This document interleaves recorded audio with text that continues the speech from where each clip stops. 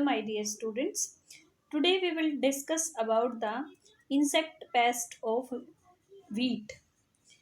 Wheat is scientific name of wheat is Triticum vulgare, and the scientific name of its pest is Sesamia inferens, which is commonly known as wheat stem borer. इसका common name क्या है? wheat stem borer. तो आज हम wheat stem borer के बारे में detail में पढ़ेंगे इस लेक्चर में. ठीक है, तो इसमें क्या होता है, जो व्हीट स्टेम बोरर है इसकी हम सबसे पहले क्लासिफिकेशन करते हैं. तो इसका फाइलम है that is known as Arthropoda, class Insecta है, ऑर्डर इसका लेपिडोप्टेरा है, फैमिली है नोक्टोइडी. ठीक है, अब ये तो होगी इसकी क्लासिफिकेशन की बात.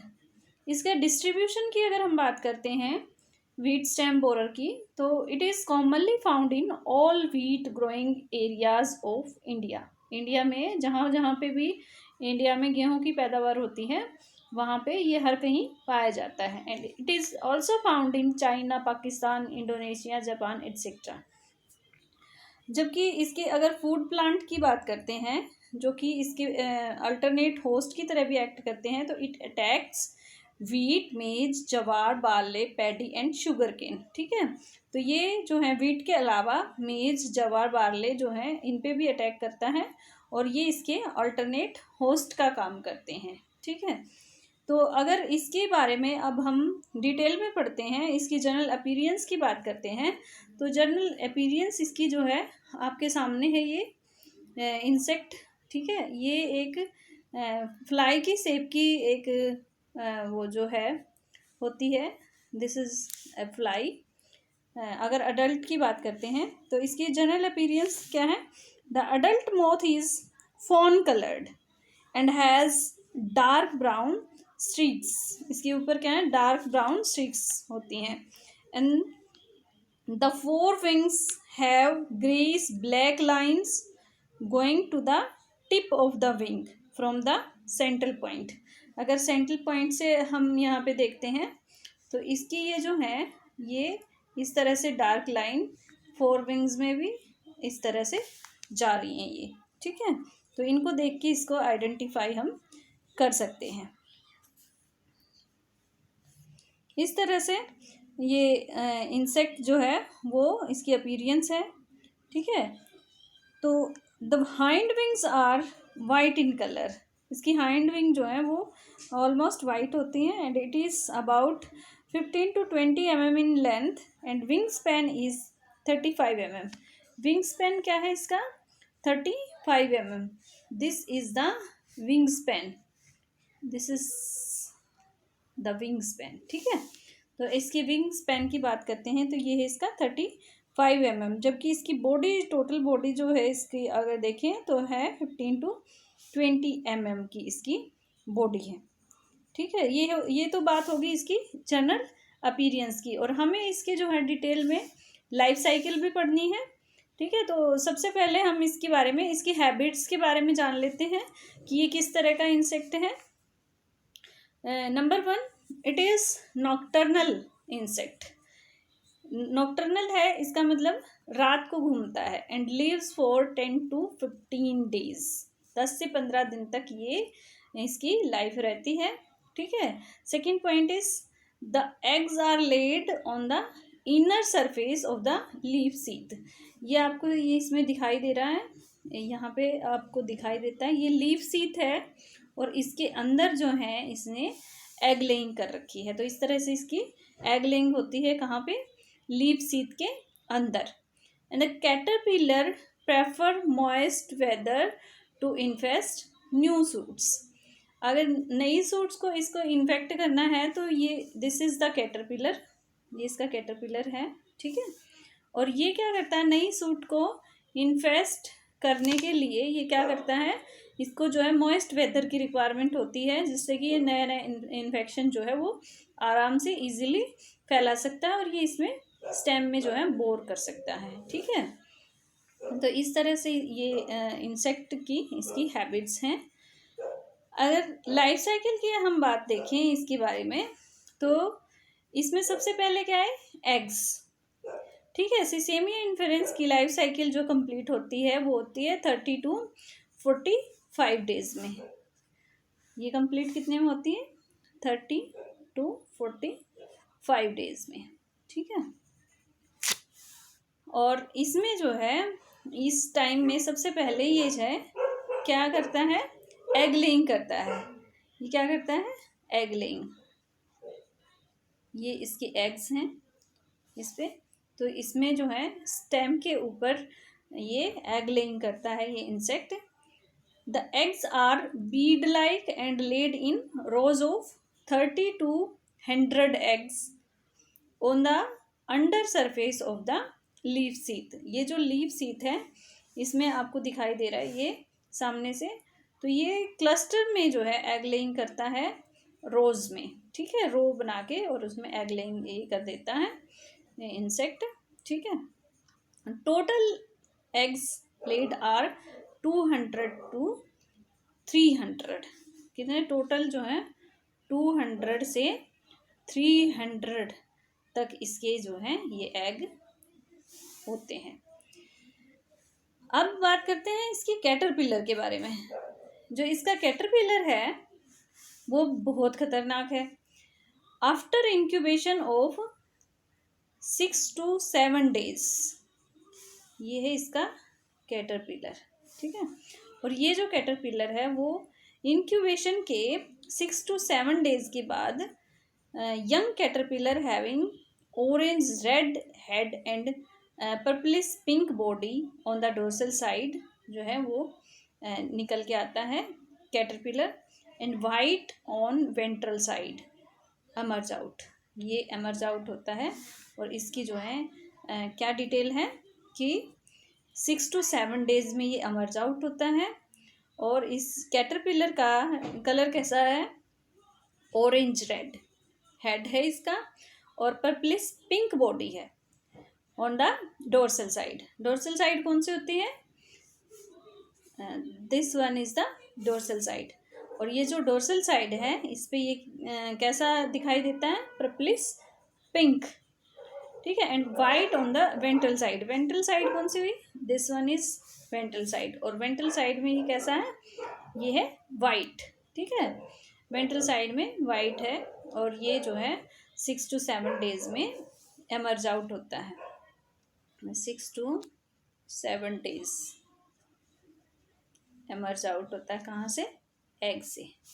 एग से ये कैटरपिलर में डेवलप हो जाता है, ठीक है। The caterpillar is about 10 mm in length. अगर इसकी बॉडी की ये लेंथ की बात करते हैं तो ये इसकी कितनी है? 10 mm की। दिस इज 10 mm लेंथ, ठीक है। And it bore into stem and grows fully in 4 to 5 weeks। Stem में बोर कर जाता है ये। पहले ये एग थे और ये क्या करते हैं फिर स्टेम में बोर कर जाते हैं और उससे फिर जो है ये फुली ग्रो करते हैं 4 to 5 weeks में। But in cooler region it may take 6 to 7 month। तो अगर कोल्ड रीजन है तो उसमें 6 से 7 महीने भी लग सकते हैं। The full grown caterpillar is about 35 mm in length, ठीक है। इसकी 35 mm लेंथ होती है जब ये ग्रो करता है, बड़ा हो जाता है caterpillar, full grown. And it shifts from shoot to shoot. फिर क्या करता है? एक से दूसरी शूट पे, दूसरी से तीसरी शूट पे और तीसरी से चौथी शूट पे जा जाके ये उसको क्रॉप को इन्फेस्ट करता रहता है, इन्फेक्ट कर देता है, ठीक है। देन इसके बाद क्या आता है? इसके बाद आती है इसकी एक और stage which is known as pupa, ठीक है। फर्स्ट वन इज, सबसे पहले क्या थी इसकी? एग से। Second one caterpillar. Third one is pupa. और ये जो प्यूपा है वो आपके सामने है, ये रहा। ये प्यूपा जो है इस तरह का दिखाई देता है, ठीक है। और प्यूपा जो है वो कहाँ से बनता है? कैटरपिलर से। The caterpillar प्यूपेट्स in rough cocoon in the shoot of under dry leaf sheet, ठीक है। and it dark brown is in color and has purple head. इसका जो head है वो पर्पल कलर का होता है. And it is about 20 mm in length. अब इसकी लेंथ की जो है बात करते हैं तो लेंथ जो है इसकी नियरली 20 mm लेंथ है इसकी प्यूपा की. The pupation period last from a couple of day to more than 14 days. यानी कि इसका जो प्यूपेशन का टाइम है 2 से और 14 days तक हो सकता है. ठीक है, इस तरह से प्यूपा जो है वो अपनी लाइफ जो है 2 to 14 days में कंप्लीट करता है. और प्यूपा जो कन्वर्ट हो जाता है किसमें, अडल्ट में. Pupa converted into the adult fly. और ये जो अडल्ट फ्लाई है after pupation of 6 to 10 days, ये कितने दिन लगे, 6 to 10 days. ठीक है, इसमें लगे 6 to 10 days. और young adult emerges out from the stem. और ये जो है स्टेम से निकल के और फ्लाई में प्यूपेट होके और फ्लाई में कन्वर्ट हो जाता है. And they have made by larva before pupation. ठीक है, अब इसके बारे में हम बात कर चुके हैं कि जो फीमेल है, मेल और फीमेल इसमें जो है मेल स्मॉलर साइज़ के होते हैं जबकि फीमेल जो है लार्जर इन साइज होती है. और इसका जनरल अपीयरेंस क्या थी, adult moth is fawn coloured and has dark brown streaks. और ये हमने इसकी जनरल अपीयरेंस की अभी बात करी थी कि इसका जो है ये फ्लाई ऐसी हमें नज़र आती है जिसकी कि फोर विंग काफ़ी बड़े होते हैं और जबकि हाइंड विंग है वो थोड़े छोटे होते हैं. माउथ पार्ट इसके जो है शकिंग और च्यूइंग टाइप के होते हैं. तो इस तरह से ये हमें फ्लाई नज़र आती है. और फ्लाई की जो बॉडी है वो है 15 टू, इसकी बॉडी जो है 15 टू, एक सेकेंड, इसकी बॉडी की लेंथ की बात करते हैं तो 15 to 20 mm है लेंथ में. और विंग का स्पेन जो है वो 35 mm है. ठीक है, तो इस तरह से हमने इसकी लाइफ साइकिल की अलग अलग स्टेजेस की हमने बात करी. तो सबसे पहले आती है क्या चीज़ है, सबसे पहले है नंबर 1 ये है एग. सेकंड है इसकी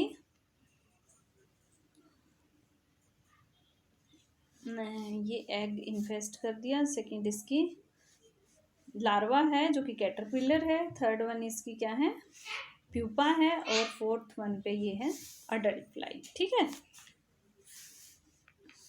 इस तरह से इसकी लाइफ साइकिल कंप्लीट होती है. और अब हम इसके डैमेज की बात करते हैं. डैमेज जो है, the main damage is caused by the caterpillar. सबसे ज़्यादा जो डैमेज करता है वो क्या करता है, वो इसका कैटरपिलर जो स्टेज है, दिस वन, ये जो कैटरपिलर स्टेज है ये सबसे ज़्यादा मेन डैमेज कोज करती है. मेन डैमेजिंग है ये.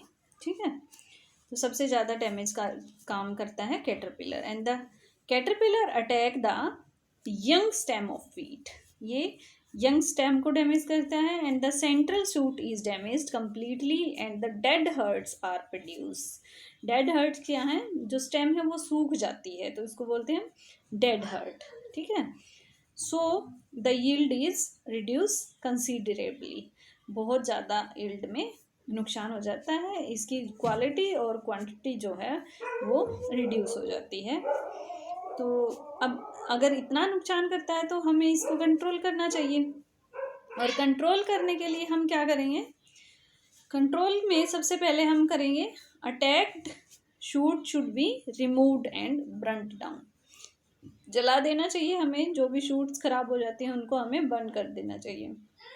रोटेशन ऑफ क्रॉप, हमें बार बार एक ही फसल को ग्रो नहीं करना चाहिए, अलग अलग चेंज करके और रोटेशन करते रहना चाहिए ताकि इसको अल्टरनेट होस्ट जो है वो ना मिल पाए. The grass weed should be removed and burned. साथ में जो है वीड में से जो वीड है वो रिमूव आउट कर देनी चाहिए. 35% endosulfan should be spread at a rate of 1 liter per hectare.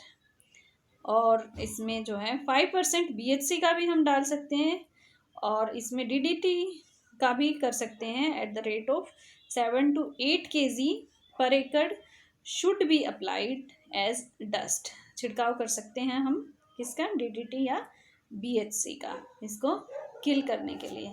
तो इस तरह से हम अपनी क्रॉप को बचाने के लिए, उसकी क्वालिटी इम्प्रूव करने के लिए हम ये जो मेथड हैं वो अप्लाई कर सकते हैं, और इस तरह से हम अपनी क्रॉप को डैमेज होने से बचा सकते हैं। सो इसी के साथ जो है आज का हमारा ये लेक्चर कंप्लीट होता है। I hope you and your family are doing well and all your loved ones are safe and sound. I pray to God that we all emerge out of the current situation strongly and with good health.